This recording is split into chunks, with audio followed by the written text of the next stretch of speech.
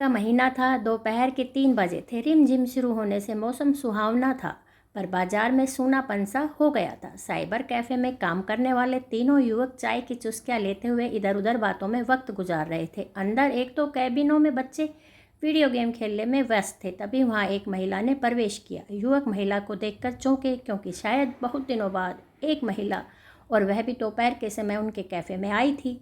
महिला किसी संभ्रांत घराने की लग रही थी। चाल ढाल व वेशभूषा से पढ़ी लिखी भी दिख रही थी। छाता एक तरफ रख कर उसने अपने बालों को, जो वर्षा की बूंदों व तेज हवा से बिखर गए थे, इधर उधर उन्हें ठीक किया। काउंटर पर बैठे लड़के से बोली, मुझे एक संदेश टाइप करवाना है। मैं खुद कर लेती, पर हिंदी टाइपिंग नहीं आती है। मैं बोलती जाती हूँ, तुम टाइप करते जाओ। कर पाओगे? शुद्ध वर्तनी का ज्ञान है तुम्हें? लड़का थोड़ा सकपका गया, पर हिम्मत करके बोला, अवश्य कर लूँगा। मना करने से उसके आत्मविश्वास को ठेस पहुँचने की आशंका थी।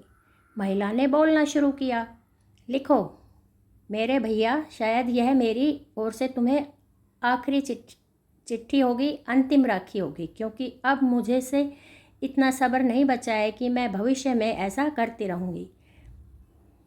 तुम गलत समझ रहे हो। मुझे तुमसे कोई शिकायत नहीं है, क्योंकि शिकायत करने का हक तुम वर्षों पहले ही ख़त्म कर चुके हो। इतना बोलकर महिला थोड़ी देर रुक गई। भावावेश में उसका चेहरा तमतमाने लगा था। उसने कहा, थोड़ा पानी मिलेगा? लड़के ने कहा, ज़रूर, और फिर बोतल लाकर उस महिला को थमा दी। लड़के को बड़ी उत्सुकता थी कि महिला आगे क्या बोलेगी। उसे यह पत्र बड़ा रहस्यमय लगने लगा था। महिला ने थोड़ा पानी पिया, पसीना पोंछा और फिर लिखवाना शुरू किया। कितना खुशहाल परिवार था हमारा। हम 5 भाई बहन थे। तुम सबसे बड़े थे और माँ के लाडले थे, शुरू से ही थे। तभी तो पापा की साधारण कमाई के बावजूद तुम्हें उस शिक्षा के लिए शहर भेज दिया गया। पापा की इच्छा के विरुद्ध जाकर माँ ने तुम्हारी इच्छा पूरी की थी। तब भी वह बात भूले नहीं होंगे कि माँ ने अपनी बात मनवाने के लिए 2 दिन खाना नहीं खाया था। जब तुम्हारा दाखिला मेडिकल कॉलेज में हुआ था, तो मैंने अपनी सारी सखियों को चिल्ला कर के इस बारे में बताया था। मुझे उनकी ईर्ष्या का शिकार भी होना पड़ा था। एक ने तो पढ़ कर यह भी कह दिया था कि तुम तो ऐसे खुश हो रही हो जैसे तुम्हारा ही दाखिला हुआ हो। जिसका उत्तर मैंने दिया था कि मेरा हो या मेरे भैया का, क्या फ़र्क पड़ता है, तो दोनों में एक ही खून है। भैया, क्या मैंने गलत कहा था? फिर तुम हॉस्टल चले गए थे, और जब जब आते थे मैं और माँ सपनों के सुनहरे संसार में खो जाती थी। सपनों में माँ देखती थी कि तुम एक क्लिनिक में बैठे हो और तुम्हारे सामने मरीजों की लंबी लाइन लगी है। तुम एक एक करके सबको परामर्श देते हो और बदले में वो एक अच्छी खासी राशि तुम्हें देकर चले जाते हैं। शाम तक रुपयों का दराज भर जाती है। तुम सारे रुपए लाकर माँ की झोली भर देते हो। तुम बातें ही बातों में ऐसे करते थे। माँ सपने देखती थी तो क्या करती, क्योंकि तुम्हारी बातों में ही कुछ ऐसा जादू था। और मैं देखती थी कि मैं सजी धजी बैठी हूँ। एक बहुत ही उच्च घराने से सुंदर सुशिक्षित वर मुझे ब्याहने आया है। तुम अपने हाथों से मेरी डोली सजा रहे हो और विदाई के वक्त फूट फूट कर रो रहे हो। पिताजी हमें अक्सर सपनों से जगाने की कोशिश करते रहते थे, पर हम माँ बेटी नींद से उठकर आंखें खोलना ही नहीं चाहते थे, क्योंकि तुम अपनी मीठी मीठी बातों से ठंडी हवा के झोंके जो देते रहते थे। माँ ने साथ साथ तुम्हारी शादी के सपने देखने भी शुरू कर दिए। उन्हें एक सुंदर सजीली दुल्हन आंखों में लाज लिए घर में के आंगन में प्रवेश करते हुए नजर आती थी। माँ का पद ऊंचा उठकर सास का हो जाता था। घर उपहारों से उफनता सा नजर आता था। हॉस्टल से आते जाते माँ तुम्हें तरह तरह के पकवान बनाकर खिलाती थी और बांध कर भी देती थी। पता नहीं ये सब करते समय माँ ने कहाँ से ताकत आ जाती थी, वरना तो सिर दर्द की शिकायत से पूरे घर को वश में किए रखती थी। सपने पूरे होने का समय आ गया था।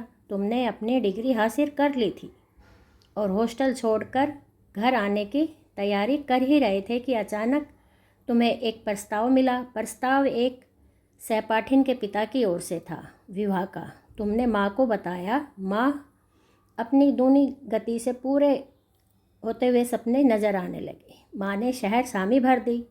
मैं आज तक नहीं समझ पाई कि माँ ने स्वयं को इतनी खुशहाल कैसे समझ लिया था। इठलाती इतराती घर घर समाचार देने लगी कि डॉक्टर बहू आएगी, हमारे घर तुम्हारा विवाह भी हो गया। अब सबको मेरे विवाह की चिंता सताने लगी थी। माँ बहुत खुश थी। उन्होंने जो थोड़ा बहुत गहने मेरे लिए बनवाए थे उन्हें दिखाते हुए तुमसे कहा था कि बेटा इतना तो है मेरे पास, कुछ नकद भी है, तू कोई अच्छा वर तलाश कर, बाकी इंतज़ाम भी हो जाएगा। अब तू यहाँ रहेगा तो क्या चिंता है, समाज में मान प्रतिष्ठा भी बढ़ेगी और आर्थिक समृद्धि भी आएगी। सब कुछ ठीक ठाक चल रहा था कि एक दिन भाभी ने घोषणा कर दी कि अभी यहाँ क्लिनिक खोलने से लाभ नहीं है। इतना तो पैसा है नहीं आप लोगों के पास कि सारी मशीनें लाकर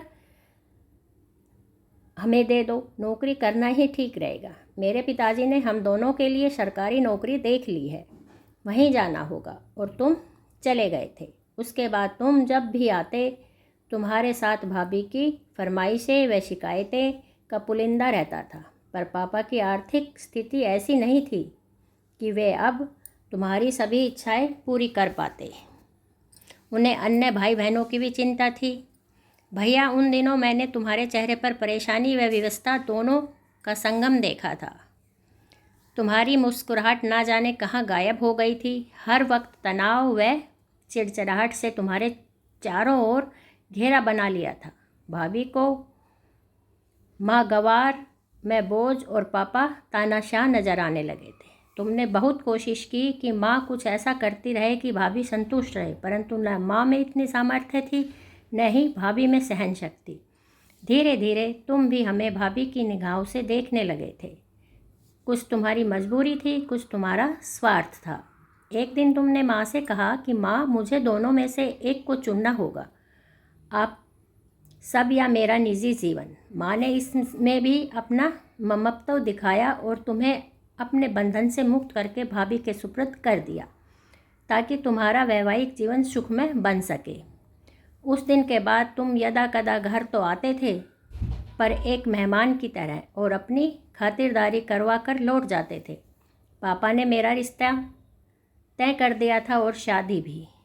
इससे मेरा विश्वास कहो या नादानी, अभी भी मुझे यही लगता था कि यदि तुम मेरे लिए वर ढूंढते तो पापा से बेहतर होता, और मैं कई दिनों तक तुम्हारा इंतज़ार करती थी, पर तुम नहीं आए। शादी के वक्त तुम थे, परंतु सिर्फ विदा करने के लिए।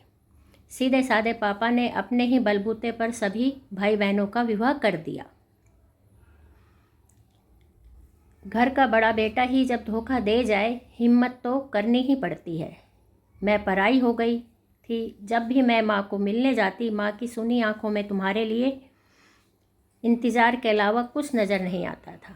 माँ मुझसे कहती कि एक बार भैया को फ़ोन मिलाकर पूछ तो सही कैसा है, वह घर क्यों नहीं आता, कहो ना उससे एक बार हमसे मिलने आए। तुमने घर अपना बिल्कुल आना बंद कर दिया था।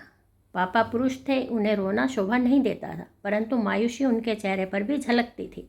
माँ के पास सब कुछ होते हुए भी जैसे कुछ नहीं था।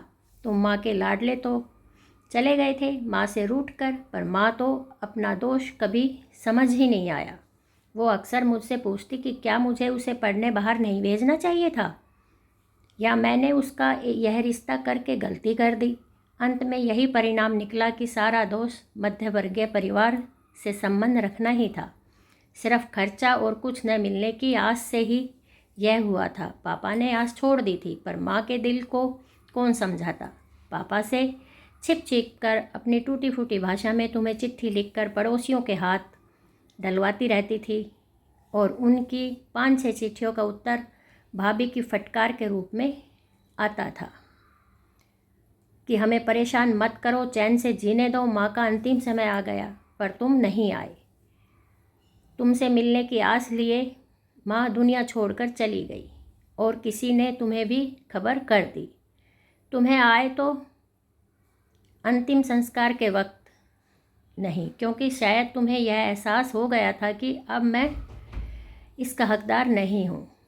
जीते जी माँ सदा तुम्हारा इंतज़ार करती रही और मरते वक्त भी तुम्हारा हिस्सा मुझसे बंधवा कर रखवा गई, क्योंकि वे माँ थी। और मैंने भी उन्हें मना नहीं किया, क्योंकि मैं भी आखिर बहन हूँ। पर तुम न बेटे बन सके, न भाई भैया। क्या इंसान स्वार्थवश इतना कमज़ोर हो जाता है कि हर रिश्ते की बलि चढ़ा देता है? तुम ऐसे कब थे? यह कभी मत कहना ये सब भाभी की वजह से हुआ है। क्या तुम में इतना भी साहस नहीं था कि अपनी इच्छा से एक कदम चल पाते? यदि तुम्हारे जीवन में रिश्तों का बिल्कुल भी महत्व नहीं, तो मेरी राखी न मिलने पर विचलित क्यों हो जाते हो और किसी न किसी के हाथों यह खबर भिजवा ही देते हो कि अब की बार राखी नहीं मिली? भैया, क्या सिर्फ राखी भेजने या बांधने से ही रक्षाबंधन का पर्व सार्थक सिद्ध हो जाता है क्या? इसके लिए दायित्व निभाना जरूरी नहीं?